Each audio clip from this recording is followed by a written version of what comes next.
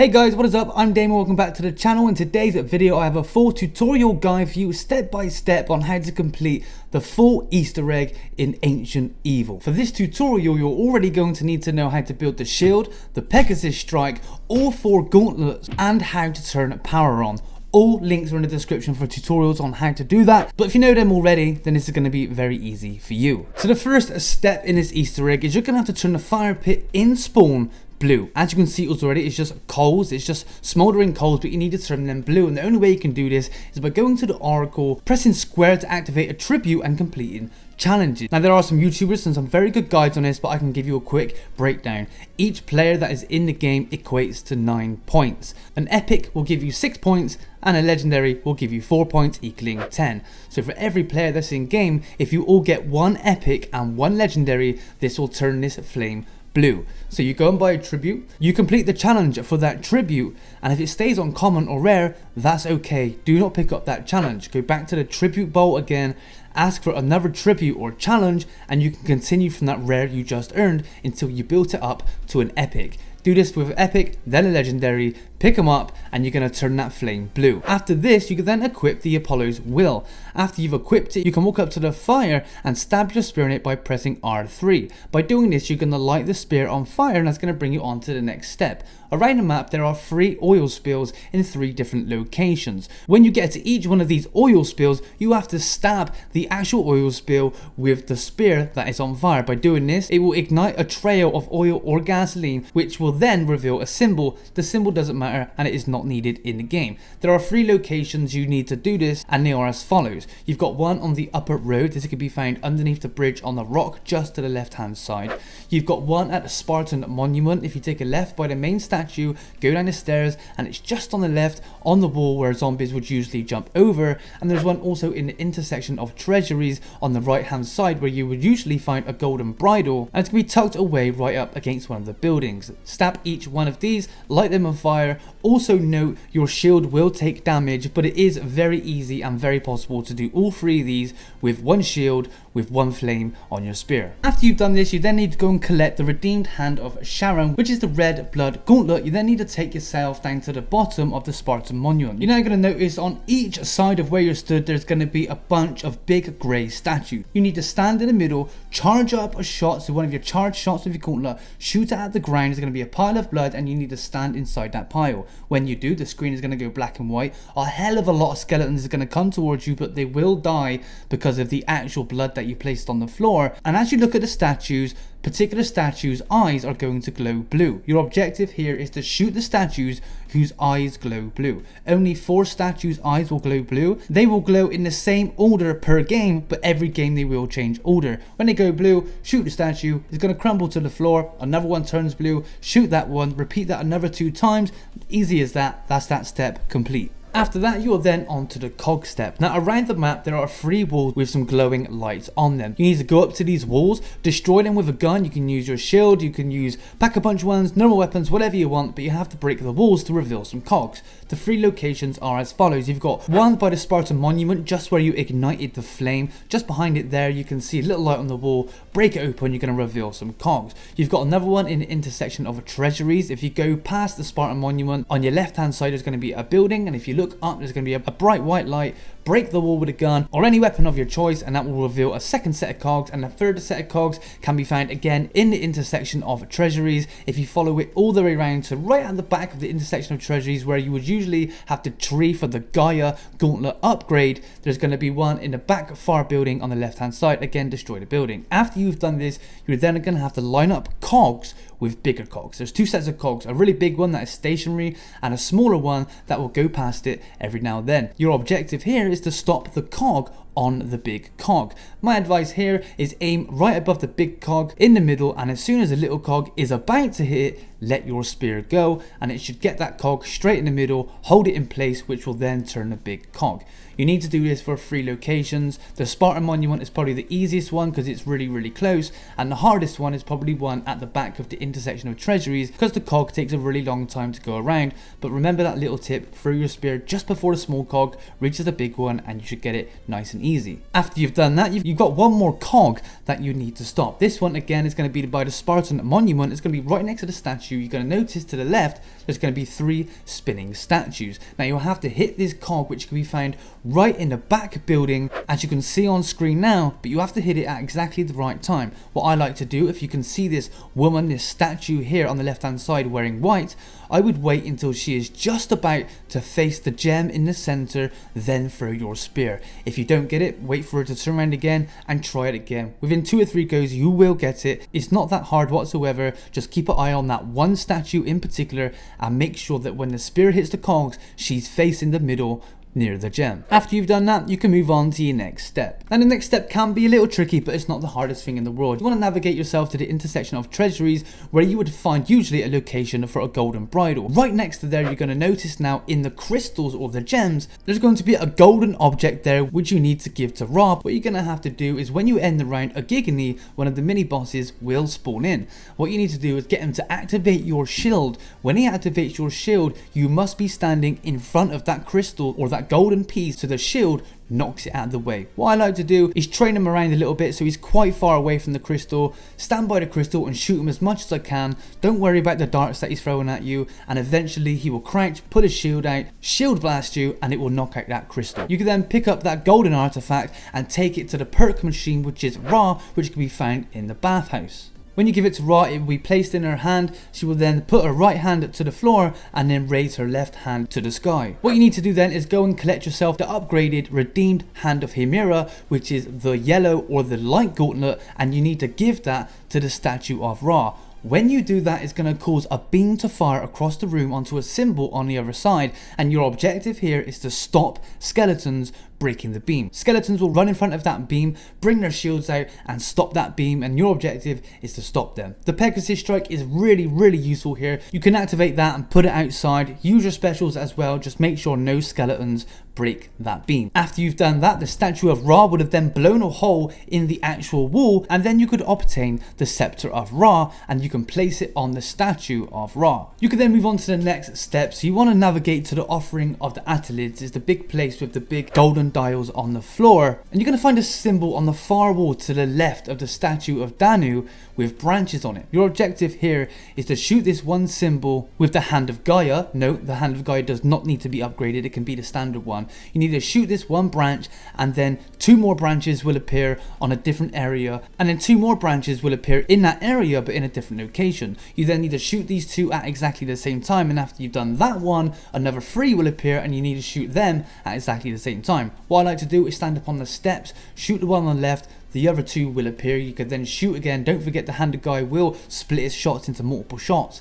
Hit the other 2, look to the right a bit, walk down the stairs a tiny bit more, and then shoot the last 3. When you do this, it's going to spawn in another mini boss, a Gigany, and this one is significantly harder than all the rest. Simply destroy this mini boss and he's going to drop a pole or a scepter or some sort of spear, which you then need to pick up. You can then pick up this spear or pole and place it in a small hole in the middle of the big golden disc just in front of the Danu perk. You're going to get a small activation sound with this, and your objective then is to get some electric zombies to start solving this small puzzle. Usually if you end the round, electric zombies will spawn in straight away, so it's quite nice. And if you're in a multiplayer game, this is really easy because your mates can hold zombies. If not, it can be a little bit more difficult. Now if you notice on the golden dial, since you put the pole in, there's going to be a small streak of light on the actual golden disc. This is going to be very important because this is where you're going to have to line up some of your symbols to. So you want to get yourself an electric zombie, kill an electric zombie on the golden dial, and it's going to open up a small door that's going to have a spinning disc or somewhat of a code. It's going to go orange, orange, orange, orange, and then there's going to be a blue symbol.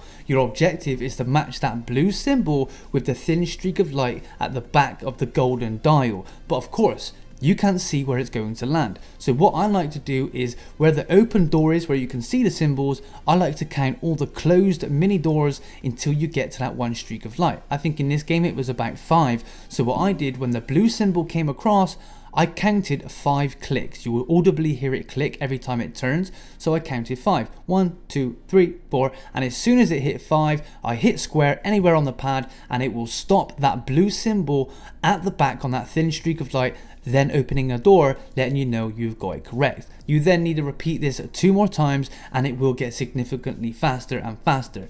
Huge tip is don't wait until the blue symbol comes. As soon as it's about to come, then hit square. When you finished all 3 of those, the pole will sink into the ground and you can move on to the next step. The next step is really cool. You have to take yourself up to the amphitheater. Really easy if you're on solo, can be a little bit tricky if you're playing multiplayer. Now this is where you're going to need all 4 upgraded gauntlets, especially if you're in a 4-player game. What's going to happen is you're going to walk into the amphitheater, you're all going to pull your gauntlets out and you're going to be dragged in to a small game mode. All 4 of you or 1 of you need to stand on the color pads corresponding to the color gauntlet you have. Now what's going to happen is out in the amphitheater, certain lights are going to light up. Let's say for example yellow and green. So the people with the yellow and green gauntlets need to run out and stand on their pads. There's then going to be some zombies that appear. Some are going to appear up in the stands and some are going to appear on the floor. If the ones appear in the stands, you just need to hit R2 once and it's going to shoot them and kill them straight away. But if there's zombies on the floor, this means you're going to have to use your special ability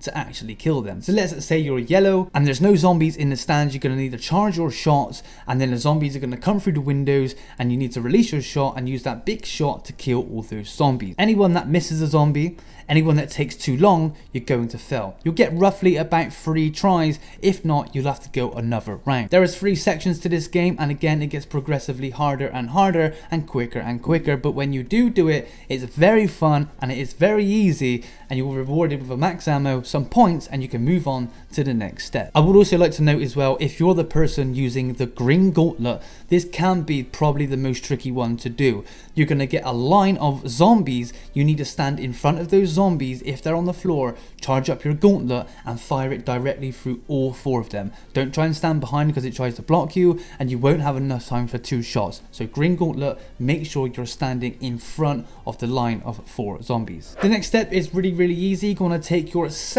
back into the underground and you need to locate a door which can be found next to the Spitfire wall bar. It's basically right on the right hand side as soon as you spawn in to the actual underground. There's going to be some symbols on a door and they must be shot in a particular order. There's about 6 symbols and that order is on screen now. Very easy. When you do that, you can then enter that room. The only person that can activate that door is Stanton Shaw. Now if you're playing a single player game, you'll be able to enter that game straight away, but if you're in a multiplayer game, then you're going to have to also wait for Bruno as well. Because to be able to enter that room, you're going to need Stanton Shaw and Bruno, so it brings you into a small cinematic. After you've done that, you're going to exit the room and you notice there's going to be a big giant wooden spear thing that comes out the ground and you somehow need to pull that up level so you can start to aim it. If you take yourself to the top of that staircase, there's going to be a small little blue symbol on the floor and the person with the Pegasus strike needs to slam his Pegasus strike onto the floor. That's going to call out Pegasus. Then Pegasus are going to grab that big contraption with the big spear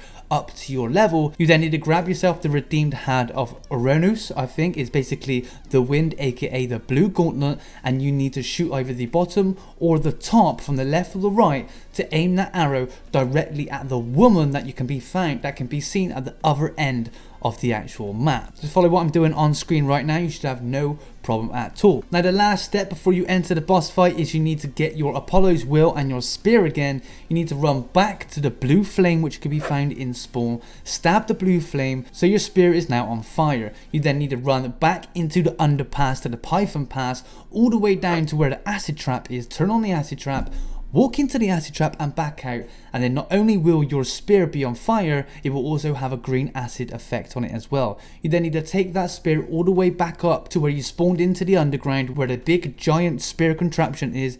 You then need to stab the spear contraption, it's going to burn the rope, fire the spear, hit that woman, and you're ready for the boss fight. This is really not the hardest fight in the world. I like to go in with the scepter, but you can go in with whatever you want. I'm sure you're going to do just fine. Pack a bunch of weapon a couple of times. Perks are not really a necessity. It's really not that hard of a boss fight. When you enter the boss fight, you're going to be brought into a small cinematic where a giant Gigany actually stabs Pegasus and turns him into an evil Pegasus. Now this Pegasus will be flying around the map and your objective is to shoot him until he lands on the floor in front of you and he can start glowing orange, and that is when you're able to attack him. Be aware, sometimes you may have to jump on particular islands because there are small Giganys that you can have to kill before he will actually activate the Pegasus. Sometimes it works, sometimes it don't, seems a bit buggy. There are going to be audible sounds when Pegasus is nearby, and you're going to see him flying towards you from afar. Everybody shoot him. Maybe one person hold off. He's going to hit that ground, and then everybody get him as fast as you can and put as much damage into him as fast as you can.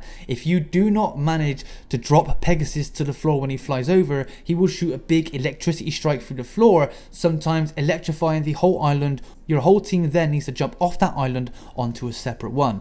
Do note, throughout the gameplay of this boss fight, the giant Gigany boss who stood at top of the mountain will destroy certain islands one by one. He will start with the far left hand island, which has got all the trees and the grass on it. He will just completely destroy it like a huge nuke, and eventually he will destroy the other one, the one which you don't actually spawn in. Now when you've dropped the Pegasus to the floor enough times and damaged him enough times once he's on the floor, he will actually die, and then it's your time to fight the actual boss. This boss is pretty easy. He's going to shoot fireballs on the floor as well. That's a big tip for you. These will charge up your special meter. So if you see a fireball on the floor, run through it as quick as you can, and that will charge up your special meter. Now and then the giant boss is going to teleport onto the pad that you're stood on. By now there's only one pad left which you are stood on. You're going to have to put as much damage into him as you can. What we like to do is use our gauntlets when he lands as much as we can, put as much damage into him. He is then going to drop to one knee and start glowing orange. What I like to do here is use my scepter, and if your scepter is not charged up to level 3 but level 1 or level 2, you can hit L2 and R2 at the same time, and it will melee really fast and do a hell of a lot of damage. 2, 3, maximum 4 times you're going to have to do this, and then that will be it. Be aware sometimes when a boss fight does land, he can insta-kill you with a certain attack, so make sure you're out of his way when he lands on your particular island.